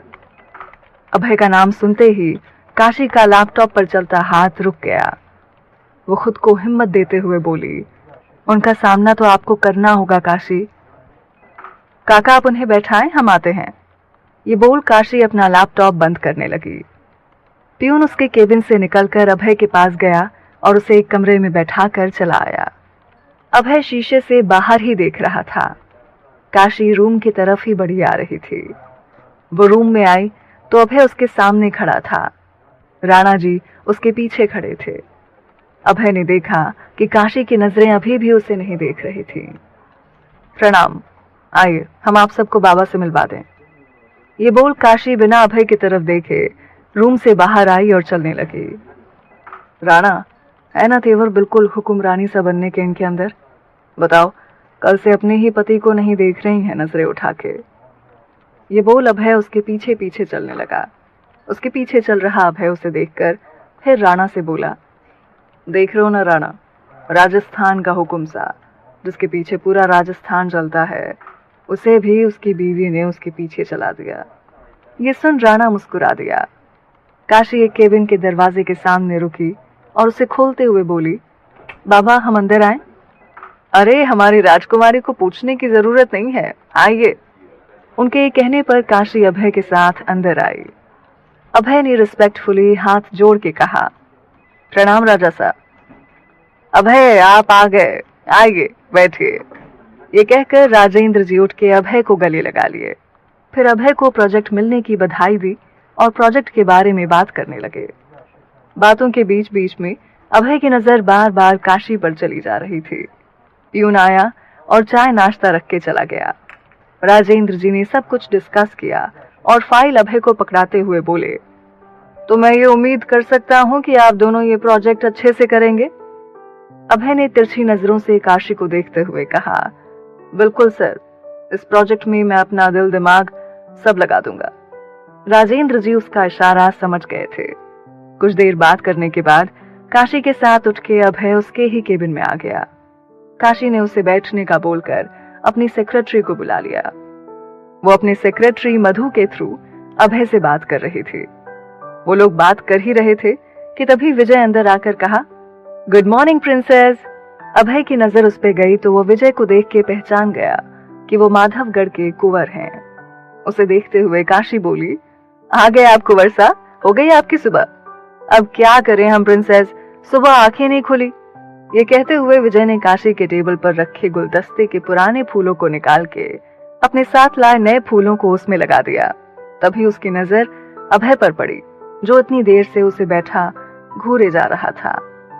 विजय ने जैसे अपने दिमाग पर जोर देते हुए कहा, अभय प्रताप सिंह, अगर मैं गलत नहीं हूं तो? उसकी बात पर अभय ने मुस्कुराकर हाँ में गर्दन हिला दी। विजय ने सरप्राइज होते हुए पूछा, क्या बात है, आप यहाँ कैसे? विजय की बात का जवाब देते हुए काशी ने कहा, ये प्रोजेक्ट इन्हें और हमें मिला है कुंवर सा, हम साथ में मिलकर इस प्रोजेक्ट को पूरा करेंगे। विजय कुछ देर वहां रुका और फिर काम करने में लग गया। काशी और अभय भी अपने काम में लग गए। अभय जो बोलता काशी उसे सर झुका के सुने जा रही थी। वो चाहता था कि काशी एक बार तो नजर उठा के देखे, पर उसने एक बार भी उसे नहीं देखा। काम करते करते दोपहर हो गई तो विजय खाना लेकर काशी के केबिन में आ गया। प्रिंसेस चलो खाना खाओ। ये कहते हुए विजय ने खाना टेबल पर रख दिया। काशी ने फाइल में देखते हुए कहा, बस कोर्सा अभी खाते हैं। अभय ये सब बैठा देखे जा रहा था। उसे विजय को देखकर इस वक्त गुस्सा आ रहा था। अरे अभय जी आप भी खा लीजिए। मधु, अभय जी और राणा जी के लिए खाना निकाल देंगे आप? ये कहते हुए विजय ने काशी की कुर्सी घुमा के अपनी तरफ कर ली। अभय ने ये देखा तो गुस्से में उठ खड़ा हुआ। हमें कुछ काम है तो हम चलते हैं, कल सुबह मिलेंगे। अभय इतना बोल के राणा जी के साथ बाहर आ गया। इस वक्त वो बहुत गुस्से में था। उसने गाड़ी होटल ले चलने को कहा। रात का वक्त, काशी का घर। काशी राजेंद्र जी को दवा देकर अपने कमरे में चली आई। कुछ देर अपने कमरे के बाहर बने बगीचे में बैठ के किताब पढ़ती रही और फिर कमरे में वापस आ गई। वो शीशे के सामने बैठ के चूड़ियां उतार रही थी कि तभी बगीचे की तरफ का दरवाजा खुला। दरवाजा खुलने की आवाज सुन काशी घबरा के उस तरफ देखने लगी। अभय को इस वक्त वहां देखकर काशी खड़ी होते हुए घबरा के बोली, आप यहाँ इस वक्त? काशी इतना ही कह पाई थी कि अभय जल्दी से अंदर आके उसके मुंह पे हाथ रख के बंद करते हुए कहा, शांत, कोई आ गया तो बताना पड़ जाएगा मेरे बारे में। अभय काशी के बहुत करीब खड़ा था। बगीचे से आती हवा काशी के बालों को उसके चेहरे पर ले आई। अभय ने अपना हाथ हटा के उसके चेहरे पर आए बालों को अपने हाथों से हटा दिया। काशी के दिल की धड़कनें तेज थीं। अभय उसके चेहरे को अपने हाथों में लेने लगा। दूर रहिए हमसे और चले जाइए यहां से। ये बोल काशी उसे बिना देखे उसके हाथ को झटक के दूर हो गई। अभय गुस्से में उसे पकड़कर दीवार से लगा के खड़ा हो गया और उसे देखते हुए बोला, काशी प्रताप सिंह, यही नाम है ना बाप का? किसका है ये नाम जिसे आपने अपने नाम के पीछे लगाया है काशी? बोलिए। उसे शांत देखकर वो फिर बोला, हमारा नाम है। जब सिंदूर मेरे नाम का है, मंगलसूत्र मेरे नाम का है, तो आपको छूने का हक किसे होना चाहिए? बोलिए किसे होना चाहिए? ये बोलते हुए अभय के हाथों की पकड़ काशी के बाजुओं पर कसने लगी। काशी को दर्द हो रहा था। वो सर झुकाए खड़ी थी। उसकी आंखों से आंसू निकल रहे थे। मेरी तरफ देखिए, देखो मेरी तरफ, उठाओ इन नजरों को, देखो एक बार तो। 2 साल बाद आज आपको देख रहे हैं, छू रहे हैं, एक बार तो नजरें उठा लीजिए। ये बोल अभय उसके माथे से अपना माथा लगा खड़ा हो गया और काशी के बाजुओं पर अपनी पकड़ ढीली छोड़ दी। काशी खुद को उससे दूर करते हुए बोली, दूर रहिए हमसे और चले जाइए यहाँ से। ये सुन अभय को गुस्सा आ गया। उसने उसे पकड़ अपने पास खींच लिया और उससे बोला, आपको आज भी हम नहीं चाहते हैं, पर आपको छूने का, आपके करीब आने का, आपको दर्द देने का, आपको खुशी देने का, आंसू देने का हक सिर्फ अभय प्रताप सिंह को है। और कोई भी करीब आया या आना चाहता है तो उसे समझा दीजिए कि वो हमारी नफरत और गुस्से को झेल नहीं पाएगा। मेरे गुस्से को और नफरत को झेलने का ताप सिर्फ आप में है। बोल दो माधवगढ़ के कुंवर को दूर रहें आपसे, वरना हम समझाएंगे उन्हें। ये बोलकर अभय ने उसे छोड़ दिया। काशी अपने बाजू को पकड़े खड़ी थी। उसकी आंखों से आंसू बह रहे थे। उसने नम आंखों से उसे देखकर कहा, क्यों वापस आए हैं आप? और आपको क्यों फर्क पड़ रहा है? मेरे करीब कोई भी आए आपसे क्या मतलब? आप तो सौदा करके चले गए थे ना, तो आज किस हक को जताने आए हैं आप? बोलिए। सब कुछ तो छीन लिया आपने मेरा, अब क्या छीनने आए हैं आप? ये कहते हुए काशी नजरों को उठा के आंखों में आंसू लिए खड़ी उसे देख रही थी। अभय ने पीछे मुड़ के देखा तो काशी का चेहरा आंसुओं से भीगा था। वो उसके पास बढ़ने लगा। काशी खुद के कदमों को पीछे करने लगी। अभय उसे पकड़ के अपने पास ले आया। हमें नहीं पता था कि आप यहाँ हैं। आपको जब देखा तो हैरान थे। ये कहते हुए उसने काशी के बहते हुए आंसुओं को पोंछा। अब पता चल गया ना, तो चले जाइए। मैं अपनी सुनता हूं, दूसरे की सुनना मेरी फितरत नहीं है। काशी खुद को छुड़ाते हुए बोली, छोड़िए मुझे और जाइए यहां से। अभय उसे और कस के पकड़ते हुए बोला, मन नहीं है। काशी उसे धक्का देके जाने लगी तो उसका मंगलसूत्र अभय के गले के चेन में फंस गया। वो उसे निकालने लगी तो अभय उसकी कमर पकड़ के अपने पास खींच लिया। देखा, आपके महादेव भी नहीं चाहते कि आप दूर रहें हमसे। काशी मंगलसूत्र निकालते हुए उसे घूर के देखने लगी। खैर छोड़िए, मुझे कल आपसे मिलना है, अकेले में। हम नहीं मिलना चाहते, ये बोल काशी उसे धक्का देकर दूर हट गई।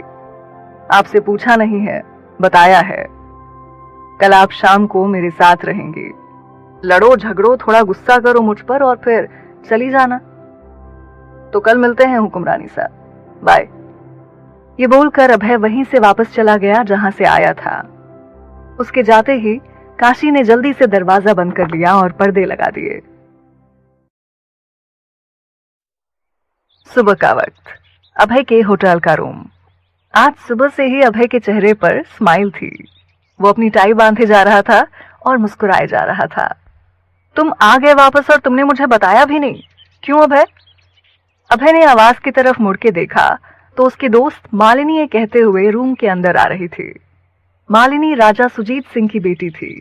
राजा सुजीत सिंह राजस्थान के अजमेर राज्य के राजा थे, पर अभय पूरे राजस्थान का हुक्म सा था। मालिनी के स्वभाव में गुरूर था, अहंकार था, पर राजा सुजीत अभय के पिता के दोस्त थे, इसलिए अभय और मालिनी भी अच्छे दोस्त थे। मालिनी उससे शादी करना चाहती थी, इसलिए वो अभय के हमेशा पास रहती थी। उसने उसके पास रहने के लिए उसकी पर्सनल सेक्रेटरी की जॉब ली थी, पर कुछ महीनों से वो शिमला गई थी काम के सिलसिले में। अभय ने बिस्तर से कोट उठाते हुए कहा, हाँ बस 2 दिन हो गए हैं, काम करते हुए वक्त नहीं मिला बताने का। मालिनी ने उसके हाथ से कोट लेके उसे पहनाते हुए कहा, चलो कोई नहीं, अब आप आ गए हैं तो मैं आज से ही आपकी जॉब पर फिर से हाजिर हूँ। जैसे आपकी मर्जी राजकुमारी, पर हमें नहीं लगता आपको इतना कष्ट उठाना चाहिए हमारे लिए। मालिनी ने उसके पास आते हुए कहा, अभय आपके लिए तो मेरी पूरी जिंदगी है। हमें चलना चाहिए राजकुमारी, देर हो रही है। ये बोलकर अभय ने उसे खुद से दूर कर दिया और मालिनी के साथ ऑफिस के लिए निकल गया। इंदौर शहर, राजेंद्र जी का ऑफिस। काशी बैठी अपना काम कर रही थी कि तभी अभय मालिनी और राणा के साथ उसके केबिन में आया। काशी की नजर मालिनी पर थी। अभय ने काशी को देखकर मुस्कुरा के कहा, गुड मॉर्निंग काशी जी। जी प्रणाम। इतना बोल काशी अपने काम में लग गई। अभय ने उसे मालिनी से मिलवाते हुए कहा, ये राजकुमारी मालिनी है, हमारे बचपन की दोस्त और हमारी पर्सनल सेक्रेटरी भी। ये सुन काशी मन में बोली, ऐसे इंसान का भी कोई दोस्त हो सकता है भला? उसके होंठ हिलते हुए देखकर अभय ने उससे कहा, कुछ कहा क्या आपने काशी जी? काशी ने उसे देखकर कहा, नहीं बिल्कुल भी नहीं। प्रणाम मालिनी जी, स्वागत है आपका हमारे ऑफिस में। ये सुनकर मालिनी ने थोड़ा मुंह बना के कहा, हमारा ऑफिस मतलब? ये तो राजा साहब का ऑफिस है ना, तो आप? ये राजेंद्र जी की दोस्त की बेटी हैं। बचपन से काशी को राजेंद्र जी ने बेटी माना है। जब इनके पिता की मृत्यु हो गई तो वो इन्हें अपने साथ ले आए और अब ये उनकी बेटी हैं, राजकुमारी काशी प्रताप सिंह। ये सब अभय एक सांस में बोल गया था। मालिनी ने काशी को ताने मारते हुए कहा, अच्छा तो ये उनकी मुंह बोली बेटी है। वैसे तुम्हारी किस्मत भी कितनी अच्छी है ना कि आम लड़की से तुम राजकुमारी बन गई। काशी ने मुस्कुरा के उसकी बात को टाल दिया, पर अभय को मालिनी का इस तरह बात करना अच्छा नहीं लगा। काशी और अभय काम में लग गए। काम करते हुए जब 12 बज गए और विजय नहीं आया तो काशी थोड़ा परेशान हो गई और फोन लगाकर उसे स्पीकर पर करके काम करने लगी। रिंग जा रही थी। थोड़ी देर बाद फोन उठा तो उधर से विजय की आवाज आई, क्या हुआ प्रिंसेस, आपका दिल नहीं लग रहा हमारे बिना? काशी ने फाइलों को देखते हुए कहा, कहाँ हैं आप कुंवर साहब, 12 बज गए हैं, ना आप आए और ना आपके फूल। आप हमें मिस कर रही हैं या अपने फूलों को प्रिंसेस? काशी ने मुस्कुरा के काम करते हुए कहा, वैसे सच बोलें या झूठ? अभय को ये सब सुन के गुस्सा आ रहा था। मालिनी भी ये सुने जा रही थी। विजय ऑफिस आ गया था और बात करते हुए वो काशी के केबिन के पास आकर खड़ा हो गया। उसने बात करते हुए ही दरवाजा खोला तो काशी उसे देखकर मुस्कुरा दी। अभय उसे देखा तो गुस्से से भर गया। लो आ गए हम प्रिंसेस। ये कहते हुए विजय अंदर आया और अपने साथ लाए फूलों को उसके टेबल पर रखे गुलदस्ते में लगा दिया। मालिनी ने जब विजय को देखा तो हैरान होकर बोली, कुंवर विजय, आप यहाँ? विजय ने देखा तो मुस्कुरा के उसकी तरफ बढ़ गया। राजकुमारी मालिनी, आप यहाँ कैसे? ये कहकर वो उसके गले लग गया। जहां अभय वहां मैं, वैसे तुम यहाँ?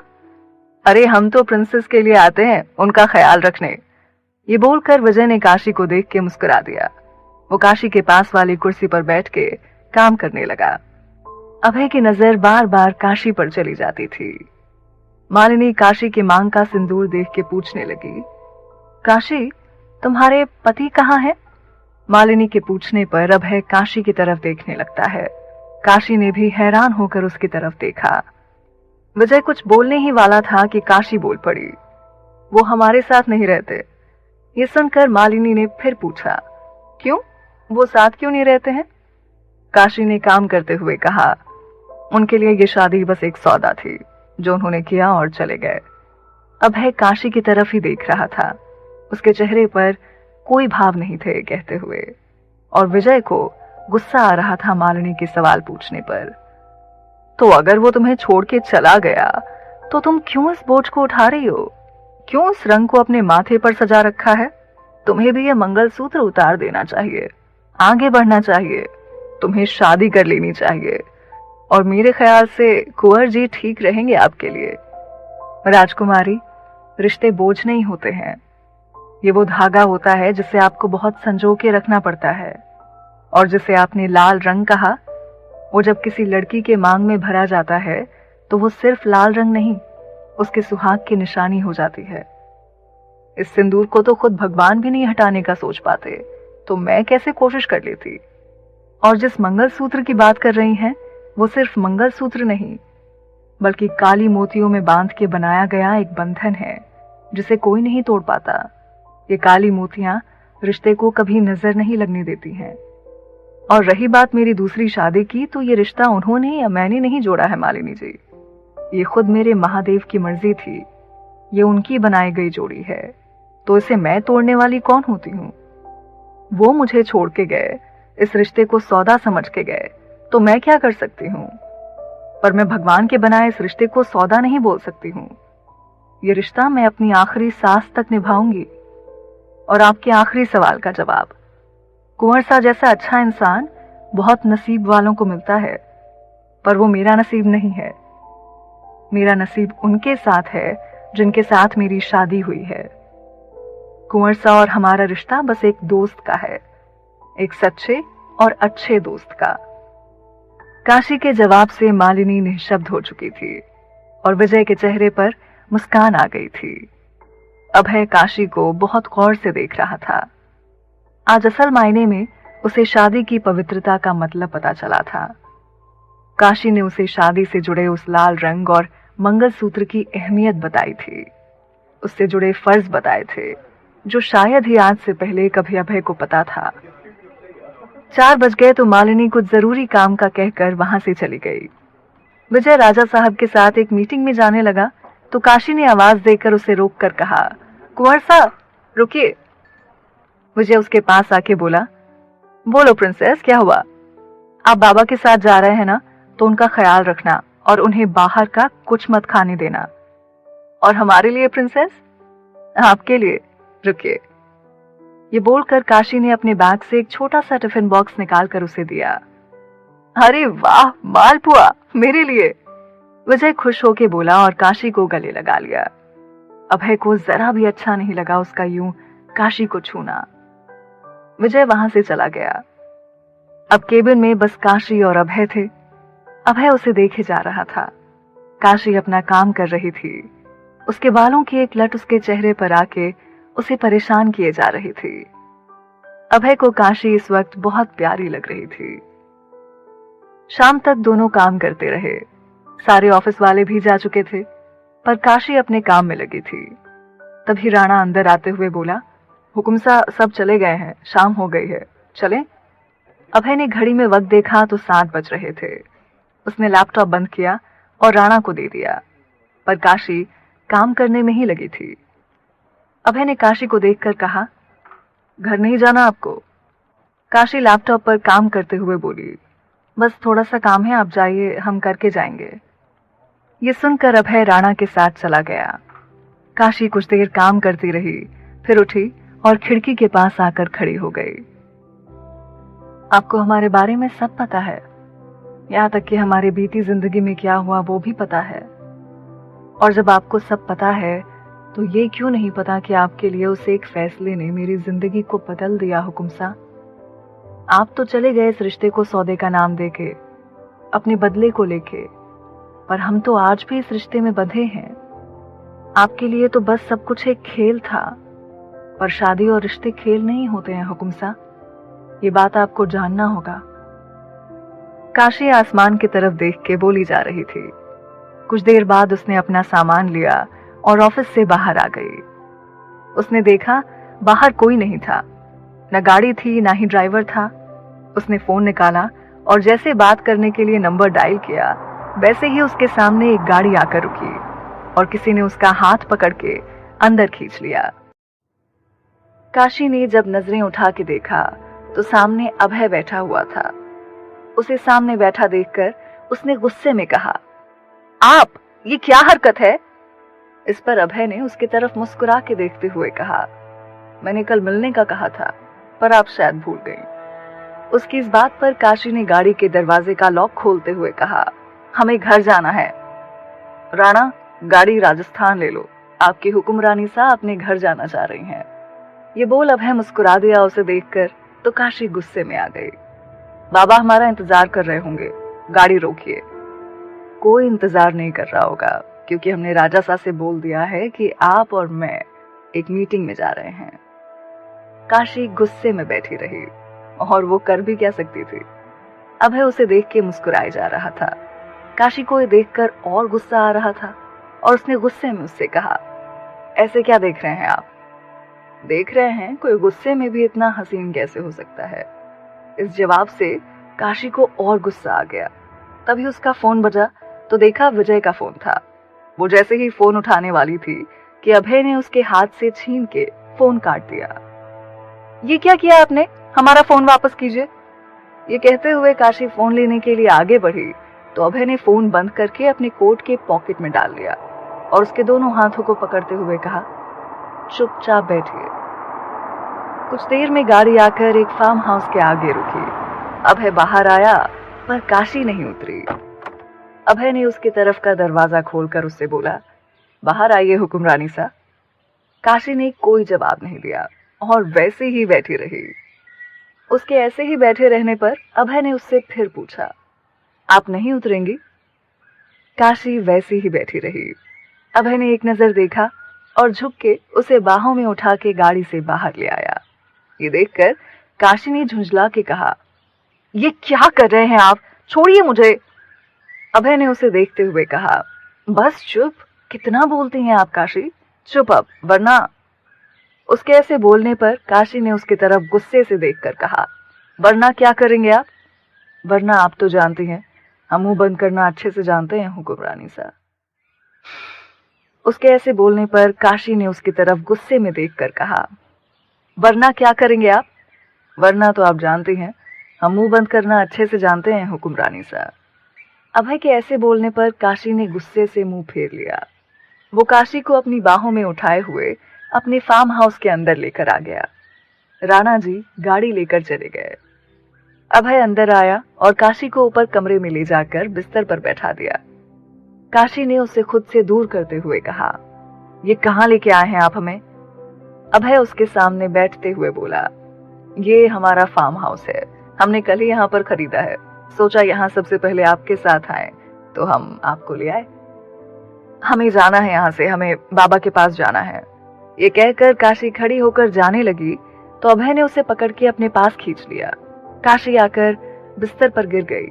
उसने उठने की कोशिश की तो अभय ने उसके दोनों हाथों को कस के पकड़ लिया और उसके पास लेटते हुए बोला, काशी, क्यों बार बार आप भूल जाती हैं कि हमसे दूर जाना आसान नहीं है? इस बात पर काशी ने उससे कहा, कुछ नहीं भूल सकती मैं हुकुम सा। आपके दिए दर्द को 2 सालों से अपने दिल में लिए जी रहे हैं। अभय ने देखा ये बोलते हुए उसकी आंखों में आंसू थे, दर्द था। वो काशी को देखकर बोला, जब इतनी नफरत है तो हटा दीजिए इस सिंदूर को, तोड़ के फेंक दीजिए इस मंगलसूत्र को। क्यों नहीं कर देती इन सबको खुद से दूर? जब इतनी नफरत है तो करिए दूर इन सबको खुद से। ये सिंदूर आपके दिए धोखे को जिंदा रखता है हुकुम साहब, जो आपने एक लड़की के साथ किया, सिर्फ अपने गुरूर के लिए, अपने अहंकार में आके। 2 सालों का दर्द जो आज तक उसने अपने सीने में छुपा के रखा था, आज वो उसके होठों से शब्द बनके और आंखों से आंसू बनके निकल रहे थे। उसने अभय को देखते हुए फिर कहना शुरू किया, जिस मंगलसूत्र को आप मेरे गले में फेंक के गए थे, उसे मैंने श्रृंगार समझ के नहीं पहना हुकुम साहब, उसे ये सोच के पहना है कि ये मुझे दी गई वो सजा है जो मुझे पूरी जिंदगी झेलना है, कभी लोगों के ताने के साथ तो कभी किसी के अफसोस के साथ। अभय ने काशी का हाथ छोड़ दिया था। काशी उठ के उससे दूर खड़ी हो गई। आपने खुद की जबान पूरी करने के लिए एक लड़की को इतना मजबूर कर दिया कि वो आपके सामने टूट गई। खुद के गुरूर के आगे आपको उस लड़की की बेबसी और आंसू भी नहीं दिखाई दिए। आपने शादी जैसे पवित्र बंधन को सौदा बना दिया। काशी बोली जा रही थी, उसकी आंखों से आंसू बहते जा रहे थे। अभय उसकी तरफ पीठ किए खिड़की के बाहर देख रहा था। उसकी हिम्मत नहीं थी कि वो काशी के आंसुओं को देख सके। अगर इस शादी में आप इतनी मजबूर हैं तो हटा दीजिए ये मजबूरी। जब इतनी नफरत है तो हटा दीजिए ये मांग का सिंदूर। जब ये गले का मंगलसूत्र आपको घुटन कर रहा है तो तोड़ के फेंक दीजिए इसे। लाओ हम ही मिटा देते हैं इस सिंदूर को। ये कहकर अभय का हाथ काशी की तरफ बढ़ा। ये देखकर काशी ने दीवार पर लगी तलवार को निकाल के उसके सामने करते हुए कहा, वहीं रुक जाइए अभय प्रताप सिंह। अगर एक कदम भी आगे बढ़ाया तो हम भूल जाएंगे कि ये सिंदूर आपके नाम का है। उस वक्त मैं मजबूर थी, पर इस वक्त मैं मजबूत हूं। मुझे तोड़ने की सोच को तोड़ दीजिए। ये सिंदूर इस जिंदगी में तो नहीं हटने दूंगी, क्योंकि जब जब आप मुझे देखोगे आपका गुरूर टूटेगा, आपका अहंकार टूटेगा। आपको अफसोस होगा खुद की करनी पर। आपको अपनी हार महसूस होगी कि जिसे आप तोड़ना चाहते थे आज भी वो खड़ी है उतनी ही मजबूती के साथ। आज काशी के गुस्से को देख के अभय ने खुद के कदमों को वहीं रोक लिया था। हम यहां से जाना चाहते हैं, ये कहकर काशी ने तलवार को नीचे कर दिया। अभय ने राणा को कॉल किया और आने का बोला। राणा को कॉल करने के बाद अभय ने बिना काशी की तरफ देखे कहा, जाइए, बाहर राणा जी खड़े हैं, वो आपको घर छोड़ देंगे। इतना सुनकर काशी वहां से जाने लगी। अभय ने उसकी तरफ नहीं देखा, वो सिर्फ जाती हुई काशी की पायल की आवाज सुन रहा था। पायल की आवाज को वो तब तक सुनता रहा जब तक उसकी आवाज आना बंद नहीं हो गई। काशी बाहर आई और गाड़ी में बैठ गई। राणा ने गाड़ी उसके घर की तरफ बढ़ा दिया। पूरे रास्ते काशी बस रोई जा रही थी। राणा शीशे से देखा जा रहा था। काशी को पता ही नहीं चला कि कब उसका घर आ गया। जब राणा ने उसकी तरफ का दरवाजा खोलकर कहा, हुकुम रानी सा, घर आ गया, तब उसने देखा कि वो घर पहुंच गई। काशी उतरी और चली गई। उसे जाते हुए देखकर राणा ने मन में कहा, हुकुम रानी सा, एक आप ही हैं जो हुकुम सा की जिंदगी को बदल सकती हैं, उनकी जिंदगी में खुशियां ला सकती हैं, क्योंकि आपको उनके हुकुम सा होने से फर्क नहीं पड़ता। अगर देवी माँ ने चाहा तो आप बहुत जल्द उनके साथ होंगी। काशी कमरे में आई और दरवाजा बंद कर लिया। वो अपने बिस्तर पर लेट के रोने लगी। दूसरी तरफ अभय गुस्से में शराब पिए जा रहा था। राणा आया तो उसने जब उसे ऐसे देखा तो परेशान हो गया। हुकुम साहब, शराब पी रहे हैं, पर आप तो इन सब चीजों को हाथ भी नहीं लगाते। ये कहते हुए उसने उसके हाथों से ग्लास लेकर रख दिया। अभय ने उसे देखकर नशे में बोला, क्या गलती थी हमारी राणा, बोलो। उन्होंने हमारे गुरूर को ललकारा था, अभय प्रताप सिंह के गुरूर को। राणा, तो कैसे पीछे हट जाते हम, बोलो। अरे वो कहती हैं कि हमने सौदा किया उनके साथ शादी करके। राणा, हाँ किया सौदा, पर जमीन का नहीं, दिल का। अरे पहली बार जब उनकी आवाज सुनी तो नहीं जानते थे कि आवाज उनकी है, पर उस आवाज ने जैसे हमें खींच लिया खुद की तरफ। जब पहली बार उनके आश्रम गए और रात की धीमी सी रोशनी में उनका चेहरा देखा तो मां का चेहरा याद आ गया। राणा, काशी भी लोरी सुना रही थी, सारे बूढ़े लोगों को सुला रही थी, जैसे माँ हमें सुलाती थी। अभय शराब के नशे में बोले जा रहा था। राणा जी उसे सुनते जा रहे थे। एक राणा ही तो था जिस पे अभय आंख बंद करके भरोसा करता था। पहली बार उन्हें देख के दिल में ख्याल आया कि सादगी में भी कोई इतना खूबसूरत हो सकता है क्या। उन्हें देख मन जैसे उनका हो बैठा था। जब वो ठंड की रात में पहली बार घाट पर मिली तब हम हैरान थे कि खूबसूरत किसे कहें, चांद को या उन्हें। जिस दिन उन्होंने हम पर हाथ उठाया था उस वक्त बहुत गुस्सा आया था। वो पहली थी जिसने हम पर गलत करने पर हाथ उठाया था, क्योंकि कोई था ही नहीं हमें सही गलत बताने वाला। तो कैसे पता चलता राणा कि हमें क्या करना चाहिए और क्या नहीं। हम गुस्से में थे राणा। उस दिन हमारा गुस्सा शांत नहीं हो रहा था। हम घाट चले गए, देखा वो वहीं थी। उन्हें देख के गुस्सा हमारा बर्दाश्त से बाहर हो गया। हमने उनके साथ बदतमीजी कर दी। पर जब उनके हाथ के जख्म देखे जो हमारी वजह से उन्हें लगे थे और उनके आंसू देखे तो पता नहीं हमें क्या हो गया। हमने खुद को ही जख्मी कर लिया। उनकी आंखों से गिरा एक आंसू आज भी हमारे सीने को चीर जाता है। शादी की उनके गुरूर को तोड़ने के लिए, पर हम तो खुद बंध गए उनके साथ। कैसे समझाएं उन्हें हमारे साथ मौत है। सब खोया है हमने, उन्हें नहीं खो सकते राणा, नहीं खो सकते। अभय इतना बोल के लड़खड़ा के गिरने वाला था कि राणा उसे संभाल के ऊपर कमरे में ले आया और सुला दिया और खुद नीचे आ गया। आज 2 सालों बाद दोनों की ही दिल की बातें होठों तक आई थी। बस फर्क इतना था कि एक जानता था और दूसरा अनजान था। राणा अब किसी भी तरह काशी को अभय की जिंदगी में लाना चाहता था। सुबह का वक्त, राजेंद्र जी का ऑफिस। काशी आज जल्दी ही ऑफिस आ गई थी। राजेंद्र जी आए तो सीधे उसके केबिन में आ गए। क्या बात है, आज हमारी राजकुमारी हमसे पहले और वो भी हमसे बिना मिले। ये बोलते हुए वो उसके पास चले आए। प्रणाम बाबा, माफ कर दीजिए, वो काम ज्यादा था तो बस इसलिए।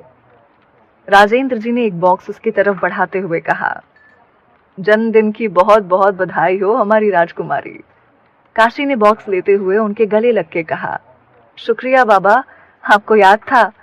अरे, अपनी राजकुमारी के जन्मदिन को कैसे भूल सकते हैं। इस दिन आपने 2 घरों को रोशन किया था। अच्छा, खोल के तो देखें आपको तोहफा कैसा लगा। उनके कहने पर काशी ने बॉक्स खोल के देखा तो उसमें बहुत प्यारे कंगन थे। उन कंगनों को देखकर उसने कहा, ये तो बहुत अच्छे हैं, शुक्रिया बाबा। राजेंद्र जी ने उसे आशीर्वाद दिया और जाने लगे तो काशी ने रोकते हुए कहा, बाबा किसी को मत बताना ये, और कुछ मत करिएगा प्लीज। जानते हैं हम, पर हमें तो आपके हाथ की खीर खानी है, मिलेगी ना। राजेंद्र जी ने मुस्कुरा के कहा तो काशी ने हाँ में सर हिला दिया। फिर वो भी अपने केबिन में चले गए और काशी भी बैठ के काम करने लगी। कुछ देर बाद अभय मालिनी के साथ आया। मालिनी उसे देखकर बोली, गुड मॉर्निंग काशी। काशी ने भी मुस्कुरा के जवाब दिया, गुड मॉर्निंग मालिनी जी। अभय की तरफ नजर गई तो उसने गुस्से से मुंह फेर लिया और काम करने लगा। काशी भी काम में लग गई और मालिनी अभय के बगल में बैठी थी। वो बार बार बस अभय को देखे जा रही थी। तभी विजय अंदर आते हुए बोला, गुड मॉर्निंग प्रिंसेस। उसे देखकर काशी ने मुस्कुरा के कहा, आ गए आप, पर आज हमारे फूल कहाँ हैं। अभय विजय को देखकर और गुस्से में आ गया। विजय उसके पास आते हुए बोला, वो तो आज नहीं है, पर हाँ, हम अपने साथ एक तोहफा लाए हैं आपके लिए प्रिंसेस। तोहफा? और वो तोहफा क्या है? चलिए आंखें बंद कीजिए और खड़ी हो जाइए। विजय के कहने पर काशी ने आंखें बंद की और खड़ी हो गई। कुछ देर वैसे ही खड़े रहने के बाद विजय ने उससे कहा, अच्छा अब आंखें खोल लीजिए प्रिंसेस। उसने जैसे बोला काशी ने आंखें खोली। अपने सामने अपनी दोस्त शालिनी को देख के वो हैरान रह गई। उसे समझ नहीं आया कि वो क्या करे। शालिनी आके उसके गले लग गई। उसने भी नम आंखों के साथ उसे गले लगा लिया। Happy birthday Kashi. विजय और शालिनी ने एक साथ बोला तो अभय और मालिनी ने एक साथ हैरान होकर उसे देखा। काशी उसे शुक्रिया करते हुए बोली, मेरी जिंदगी का सबसे प्यारा तोहफा है ये। शुक्रिया कुंवर, लेकिन आपको शालिनी के बारे में किसने बताया? मेरी जिंदगी का सबसे प्यारा तोहफा है ये। शुक्रिया कुंवर, लेकिन आपको शालिनी के बारे में किसने बताया? उसके पूछने पर विजय ने उसे सब बता दिया कि उसे ये बात राजा साहब ने बताया है। ये सुनकर काशी की आंखों में आंसू आने लगे। उसकी आंखों से आंसू पोंछते हुए शालिनी ने उसे गले लगा के कहा, बस काशी, अब क्यों रो रही है? चल चुप हो जा। मालिनी ने भी उसे विश करते हुए कहा, हैप्पी बर्थडे काशी, मेरी और अभय की तरफ से। शुक्रिया। वैसे आज तो सेलिब्रेशन होना चाहिए, क्यों अभय? ये कहकर मालिनी ने अभय की तरफ देखा जो अभी भी काशी को ही देखा जा रहा था। काशी ने थोड़ा उदास होते हुए कहा, जी नहीं, हम अपना जन्मदिन नहीं मनाते अब। जब से बाबा गए हैं हमने अपना जन्मदिन मनाना छोड़ दिया। वैसे प्रिंसेस, आपके लिए एक और गिफ्ट है, लीजिए, खोल के देखिए जल्दी से, कैसा लगा आपको? ये कहते हुए विजय ने एक रेड कलर का बॉक्स उसकी तरफ बढ़ा दिया। काशी ने खोल के देखा तो उसमें बहुत सुंदर पाजेब थी। काशी ने बॉक्स बंद करते हुए कहा, बहुत अच्छी है, शुक्रिया।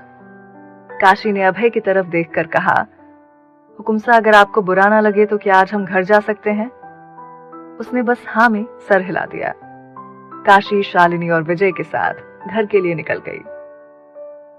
अभय भी कुछ देर में मालिनी को कुछ काम का कह के राणा के साथ वहां से निकल गया। उसके जाने के बाद मालिनी भी चली गई। काशी दोनों के साथ घर पहुंची। आज 2 सालों बाद दोनों सहेलियां साथ थीं। काशी उससे बनारस के बारे में पूछने लगी। विजय आज पहली बार उसे इतना खुश देख रहा था, पर बार बार उसकी नजर शालिनी पर चली जाती और जब शालिनी की नजर उससे मिलती तो वो नजरें फेर लेता। काशी और शालिनी दोनों ने मिलकर खाना बनाया। रात में जब राजेंद्र जी आए तो शालिनी से मिलकर खुश हुए। सबने साथ में बैठ के खाना खाया और कुछ देर बैठ के बात करने के बाद सब सोने चले गए और विजय भी अपने घर चला गया। काशी ने शालिनी को उसका कमरा दिखाया और खुद भी सोने अपने कमरे में चली गई। वो कमरे में आई और बगीचे के शीशे के गेट पर खड़ी हो गई और खुद से ही बोली, आपने एक बार भी हमें मुबारकबाद नहीं दी, यहाँ तक कि ठीक से हमारी तरफ देखा भी नहीं। वैसे भी हम कौन हैं जो आपके लिए कुछ मायने रखते हो। फिर वो आई और बिस्तर पर लेट गई और कुछ देर बाद वो नींद की आगोश में आ गई। रात के 11:30 बजे काशी का कमरा। अभय धीरे से काशी के कमरे में आया। धीमी लाइट की रोशनी में उसने काशी के चेहरे को देखा। काशी नींद की आगोश में थी। अभय उसके पैरों के पास आया और अपनी जेब से पाजेब निकाल के उसके पैरों के पास बैठ गया। उसने धीरे से उसके पैर में पहनी पायल को निकाला और अपने साथ लाई पाजेब पहना दी। उसे बंद कर जैसे हाथ हटाया तो काशी ने अपने पैर मोड़ लिए ठंड से। अभय ने उसे कंबल उठा दिया और धीरे से उसके माथे को चूम के बोला, जन्मदिन की बहुत बहुत बधाई हो हुकुमरानी साहब, और ये पाजेब हमेशा आपके होने का एहसास देंगे हमें कि आप हमारे पास हो। अभय ने सोती हुई काशी से इतना कहा और जाने लगा। वो जाने को मुड़ा तो काशी नींद में चिल्लाने लगी। अभय समझ नहीं पाया। उसने उसे बाहों में लिया जल्दी से और उसे शांत कराया। अभय ने देखा काशी नींद में रो पड़ी थी। उसने उसे ठीक से सुलाया और उसके आंखों के आंसू पोंछे। बस काशी, अब आपकी जिंदगी में कोई दुख नहीं होगा। बहुत बहा लिया आपने आंसू, अब मुस्कुराने का वक्त आ गया है। अभय इतना बोल के काशी के सर को सहला के चला गया। राजेंद्र जी ये सब बाहर खड़े होके देख रहे थे। वो समझ गए थे कि अभय के दिल में क्या है। वो वापस अपने कमरे में चले गए। काशी इन सब से बेखबर सो रही थी।